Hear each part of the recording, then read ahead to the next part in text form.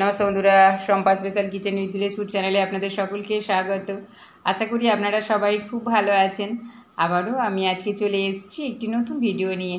বন্ধুরা, এখন তো প্রচণ্ড গরম, আর তার মধ্যে মাঝে মাঝে বৃষ্টি শুরু হয়েছে, আর যে কারণে বাইরে থেকে যত আরশোলা এবং টিকটিকি ছিল সব কিন্তু আমাদের ঘরের মধ্যে এসে আশ্রয় নিচ্ছে। আরশোলা যদি অল্প কিছু থাকে খুব একটা অসুবিধা হয় না, কিন্তু এদের সংখ্যা যখন বেড়ে যায় তখন আমাদের খুবই সমস্যার মধ্যে পড়তে হয়। আমরা এদেরকে মারার জন্য বাইরে থেকে বিভিন্ন রকম কেমিক্যাল কিনে নিয়ে আসি, কিন্তু না বন্ধুরা, এইগুলো না কিনে এনে যদি আমরা বাড়িতে থাকা কয়েকটি উপকরণ দিয়ে একটি ঘরোয়া রেমেডি বানিয়ে নিই, তাহলে দেখা যাবে খুব সহজেই আরশোলা আমাদের বাড়ি থেকে বিদায় নিয়েছে।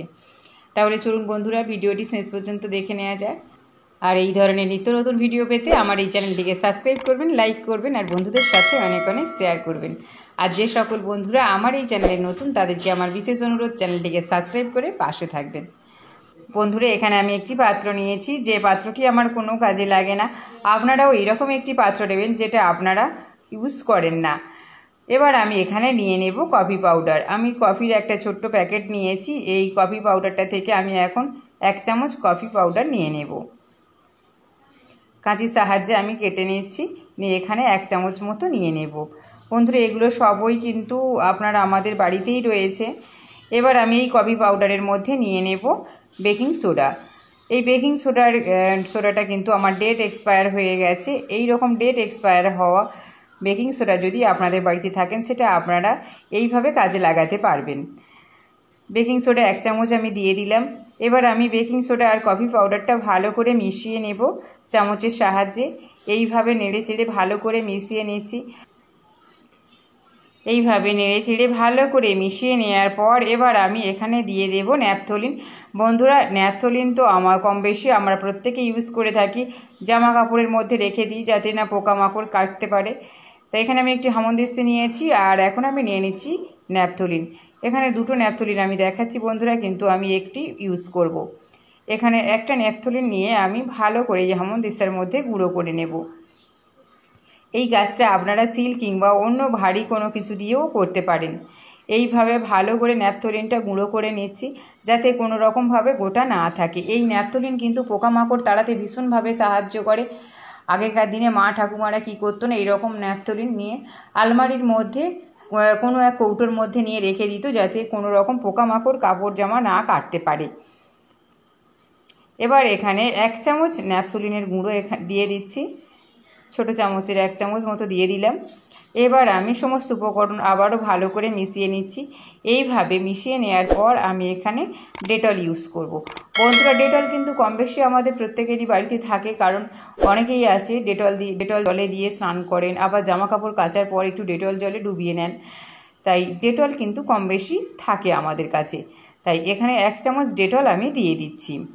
বন্ধুরা, ডেটলের যে উগ্র গন্ধ রয়েছে, এই গন্ধের কারণে কিন্তু পোকামাকড় বাড়িতে একদমই থাকবে না। তাই ডেটলটা আমি এখানে 1 চামচ দিয়ে দিলাম। 1 চামচ ডেটল দেওয়ার পর আমি এবার সমস্ত উপকরণ ডেটলের সাথে ভালো করে মিশিয়ে নিচ্ছি। এইভাবে ভালো করে মিশিয়ে নিতে হবে। আমার এখানে মিশ্রণটা যতটুকু প্রয়োজন ছিল আমি কিন্তু উপকরণগুলো সেইভাবে নিয়েছি। আপনাদের যদি বেশি প্রয়োজন হয় তাহলে আপনারা উপকরণগুলির পরিমাণ একটু করে বাড়িয়ে দেবেন, তাহলেই হবে। আমার সমস্ত উপকরণ ভালো করে মিশিয়ে নেওয়া হয়ে গেছে। এবার এখানে আমি প্লেন জল ইউজ করব। যে প্লেন জল বাড়িতে থাকে সেই প্লেন জলই আমি এখানে ইউজ করছি। এখন আমি জলটা মিশ্রণের মধ্যে দিয়ে দেব। এইভাবে জলটা দেওয়ার পর আবারও আমি জলের সাথে একটু নেড়ে চেড়ে নিয়ে ভালো করে মিশিয়ে দেব। বেশ কয়েকবার নাড়ার পর কিন্তু একদম অন্যরকম কালার চলে এসছে জলের মধ্যে। এবার আমি এখানে নিয়ে নেব একটি স্প্রে বোতল। বন্ধুরা, অবশ্যই আপনারা এই মিশ্রণটা স্প্রে বোতলের মধ্যে ব্যবহার করার চেষ্টা করবেন, কারণ স্প্রে বোতলের মধ্যে ব্যবহার করলে কি হবে না, যখন তখন যেখানে সেখানে আমরা এটা স্প্রে করে দিতে পারবো। কিন্তু যদি আমরা এমনি কোনো প্লেন বোতলে ইউজ করি, তাহলে কিন্তু যখন তখন যেখানে সেখানে স্প্রে করা যাবে না। আমার কাছে এই স্প্রে বোতলটি ছিল, তাই আমি এটা ইউজ করেছি। আপনাদের কাছে যে স্প্রে বোতল থাকবে সেটাই আপনারা ইউজ করবেন। আমি স্প্রে বোতলের ঢাকাটা খুলে নিলাম। এবার আমি এখানে নিয়ে নেব একটি ফানেল। বন্ধুরা, এই ফানেলের মধ্যে দিয়ে যদি আমরা মিশ্রণটা ঢালি তাহলে নিচে পড়ার কোনো সম্ভাবনা থাকবে না। এবার আমি উপরে নিয়ে নিচ্ছি একটি ছাঁকনি। অবশ্যই আপনারা ছাঁকনির সাহায্যে ছেঁকে নেবেন, তা না হলে স্প্রে বোতলের পাইপ জাম করতে পারে। তাই আমি ভালো করে মিশ্রণটা আবার একটু নেড়েচেড়ে নিয়ে ছাঁকনির মধ্যে ঢেলে দিচ্ছি। এইভাবে ছাঁকনির মধ্যে ঢেলে দেওয়ার পর আমি ফানেল আর ছাঁকনিটাকে তুলে নিচ্ছি। এবার আমি স্প্রে বোতলের ঢাকাটা বন্ধ করে দেব। বন্ধুরা, ভিডিওটি ভালো লাগলে অবশ্যই একটা লাইক করে দেবেন। এবার যে সমস্ত জায়গায় আরশোলা এবং টিকটিকির উপদ্রব খুব বেশি হয় সেই সমস্ত জায়গায় আমি এটাকে ভালো করে স্প্রে করে দেব, যাতে কোনো রকমভাবে আরশোলা এবং টিকটিকির বাচ্চাগুলো লুকিয়ে থাকতে না পারে। মিশ্রণটা আমার একদম রেডি হয়ে গেছে। আমি চলে এসেছি লাইটের কাছে। এখানে দেখতেই পাচ্ছেন একটি টিকটিকি রয়েছে। আমি এখানে ভালো করে স্প্রে করে দিচ্ছি। স্প্রে করার সঙ্গে সঙ্গে কিন্তু টিকটিকিগুলো পালিয়ে যাচ্ছে। এইভাবে ভালো করে স্প্রে করে দিচ্ছি। এবার আমি চলে এসেছি পর্দার কাছে। অনেক সময় কি হয়, টিকটিকিগুলো কিন্তু তারা খেয়ে পর্দার পিছনে লুকিয়ে যায়। তাই আমি এখানে ভালো করে স্প্রে করে দিচ্ছি, যাতে কোনো রকমভাবে লুকিয়ে থাকতে না পারে। এবার আমি চলে এসেছি গ্যাস সিলিন্ডারের কাছে। এখানে তো সবসময় অন্ধকার থাকে, যে কারণে কিন্তু এখানে টিকটিকি এবং আরশোলা লুকিয়ে থাকে। তাই আমি এখানেও ভালো করে স্প্রে করে দিচ্ছি। এইভাবে ভালো করে স্প্রে করে দেওয়ার পর কিন্তু বেশ কিছু আরশোলা বেরিয়ে এসছে। দেখতেই পাচ্ছেন আরশোলাগুলো ছটপট করছে।